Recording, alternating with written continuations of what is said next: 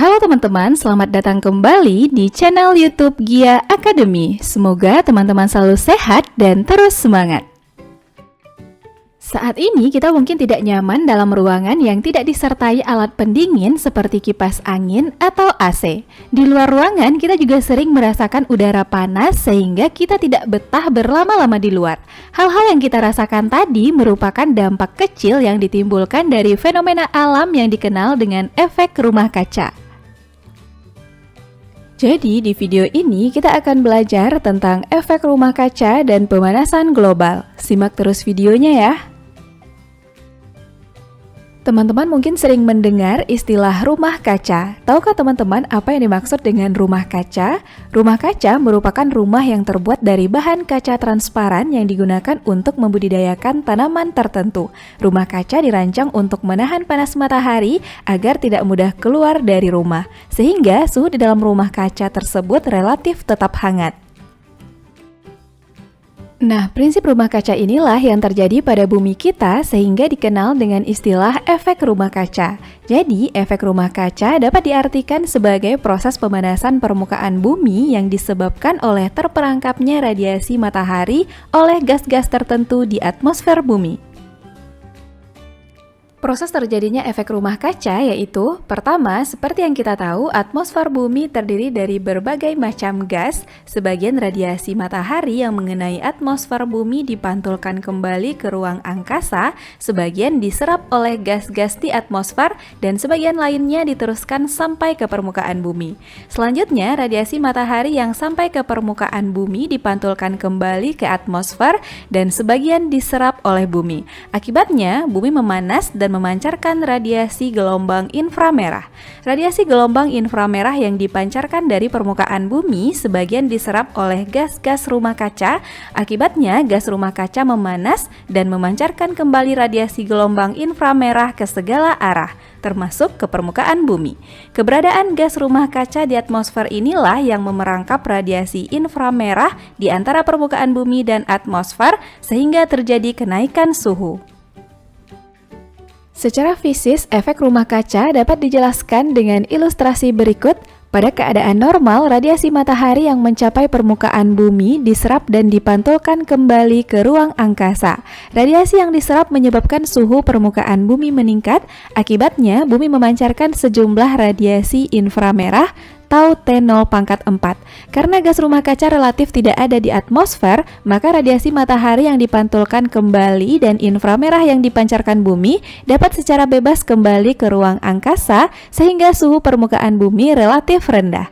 Adanya gas rumah kaca dengan jumlah yang signifikan di atmosfer masih memungkinkan radiasi matahari mencapai permukaan bumi. Namun, gas tersebut menahan pancaran radiasi inframerah tetap berada di atmosfer pada ruang di antara gas rumah kaca dan permukaan bumi. Radiasi inframerah tersebut meningkatkan suhu gas rumah kaca sehingga gas rumah kaca juga meradiasikan kembali kalor ke bumi dan keluar angkasa. Akibatnya, bumi menyerap kalor matahari lebih besar daripada sebelumnya dan suhu naik sampai terjadi kesetimbangan termal. Pada keadaan tersebut, permukaan bumi dan gas rumah kaca mengemisikan energi sebanyak yang diserapnya. Secara matematis, efek rumah kaca dapat kita tuliskan sebagai berikut. E serap tambah E pancar sama dengan E diterima. Tau T0.4 tambah Tau T0.4 sama dengan Tau T0 aksen pangkat 4.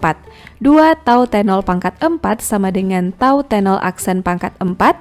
T0 2 pangkat seperempat sama dengan T0 aksen. 1,189 T0 sama dengan T0 aksen. T0 aksen sama dengan 1,189 T0. Dari persamaan di atas, bisa kita lihat suhu permukaan bumi setelah adanya efek rumah kaca lebih tinggi daripada sebelumnya. Nah teman-teman, tadi kita sudah membahas adanya efek rumah kaca disebabkan oleh gas rumah kaca yang dapat menahan panas matahari di permukaan bumi. Kira-kira apa saja ya yang termasuk gas rumah kaca? Gas rumah kaca terdiri atas 7 jenis yaitu karbon dioksida CO2, metana CH4, dinitrogen oksida N2O, belerang heksafluorida SF6, perfluorokarbon PFC, hidrofluorokarbon HFC, dan nitrogen trifluorida NF3. Beberapa gas lain yang juga dianggap sebagai gas rumah kaca diantaranya karbon monoksida CO, oksida nitrogen NO, dan klorofluorokarbon CFC. Karbon dioksida CO2 dan metana CH4 merupakan gas rumah kaca yang paling berperan terhadap terjadinya efek rumah kaca. Gas-gas rumah kaca tadi bersumber dari kegiatan-kegiatan berikut. Gas karbon monoksida berasal dari pembakaran tidak sempurna bahan bakar fosil dan biomasa.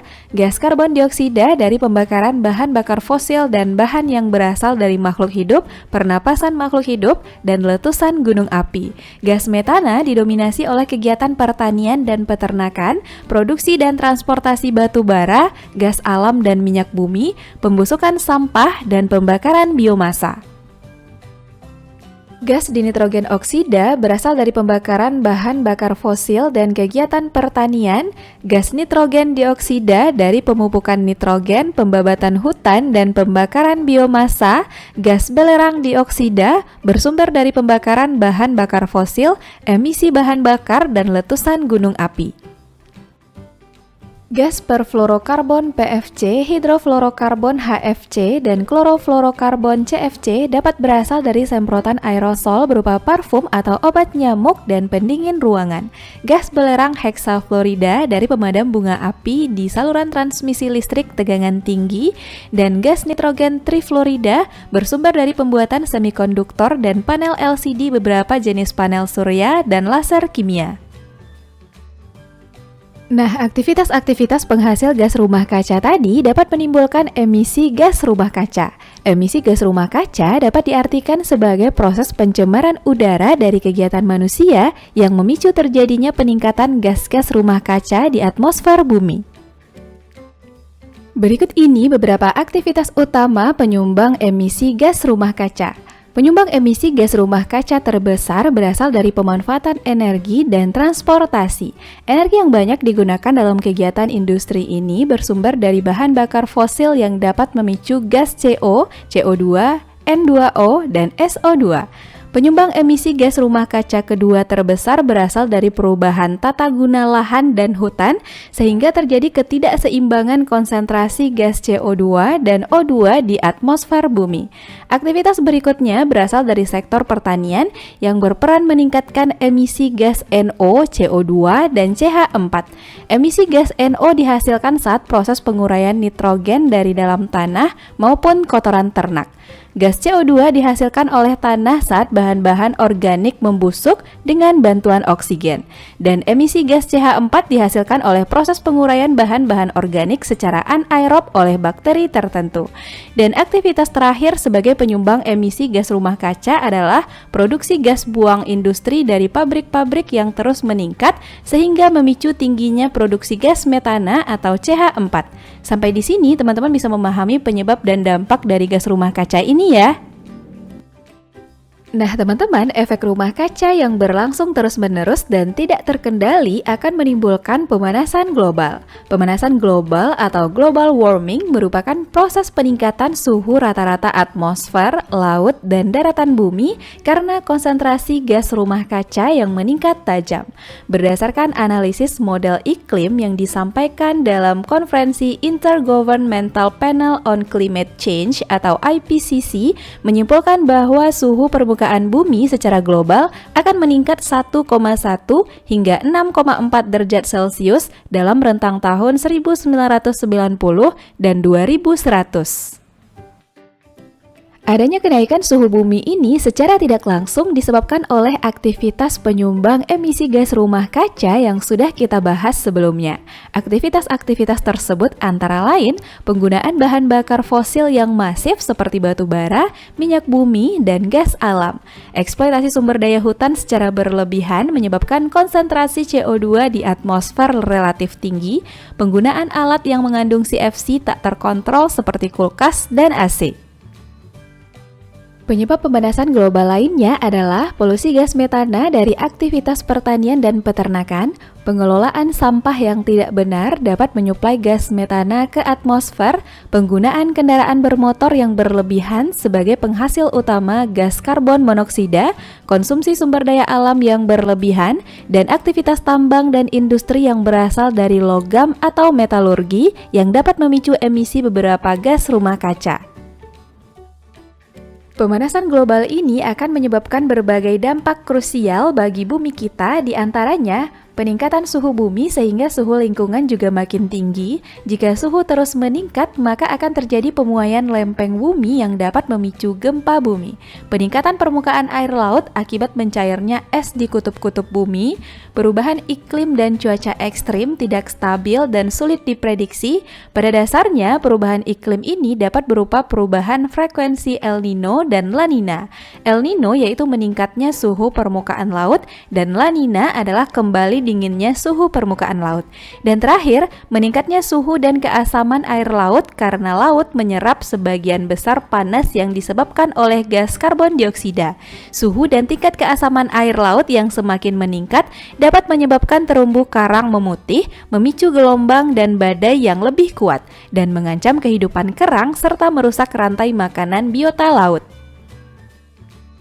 Setelah mengetahui dampak pemanasan global yang dapat mengancam kelangsungan makhluk hidup di bumi, kira-kira apa saja ya upaya yang dapat kita lakukan untuk mencegah pemanasan global? Nah, kita dapat melakukan aksi-aksi berikut. Pertama, menggunakan energi terbarukan seperti energi matahari, angin, air, panas bumi, dan biomasa. Kedua, menghemat penggunaan energi dan air misalnya dengan menggunakan lampu listrik LED dan shower hemat air. Berikutnya, menggunakan kendaraan bertenaga listrik atau berbahan bakar hidrogen sehingga dapat mengurangi emisi CO2 ke atmosfer. Selanjutnya, menggunakan bahan-bahan alamiah untuk pemupukan dan pengendalian hama, dan menerapkan teknologi infrastruktur bangunan yang ramah lingkungan.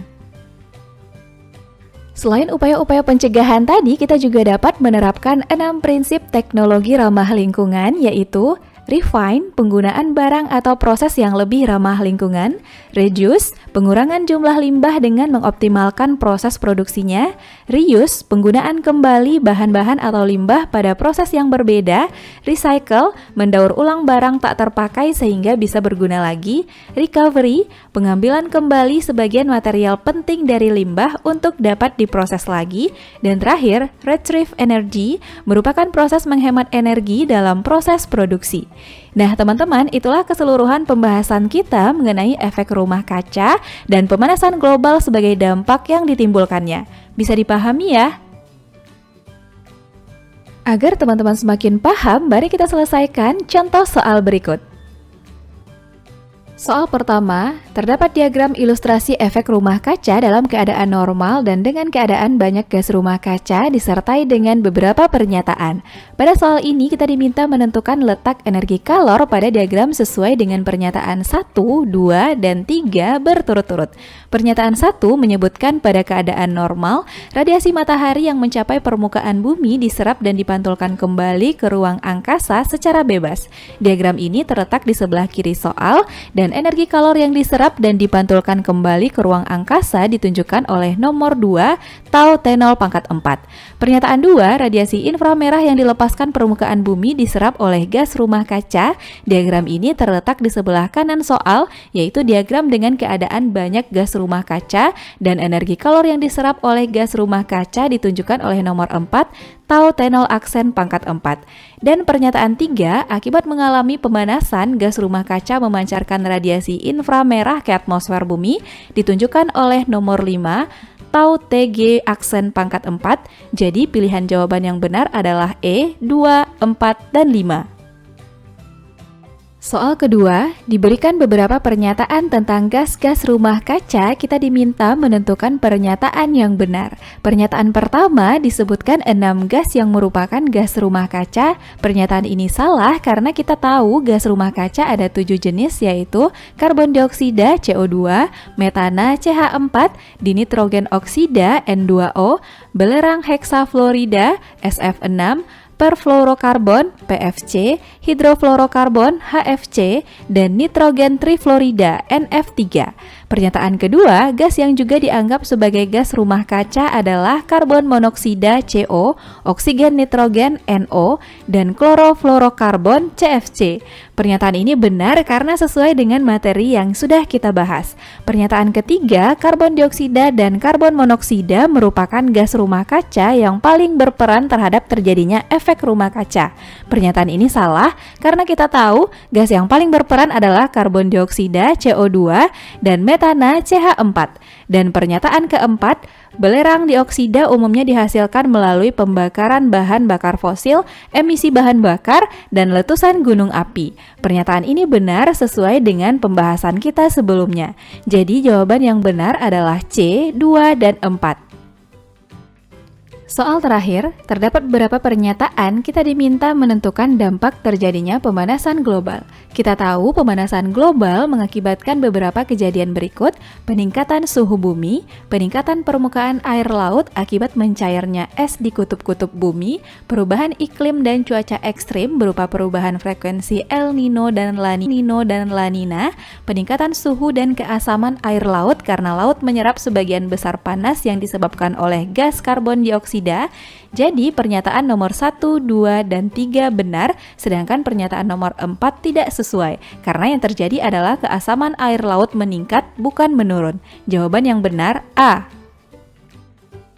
Oke teman-teman, demikianlah pembahasan kita tentang efek rumah kaca dan pemanasan global. Jangan lupa tonton terus video-video terbaru di channel kita ya. Sampai jumpa di video berikutnya.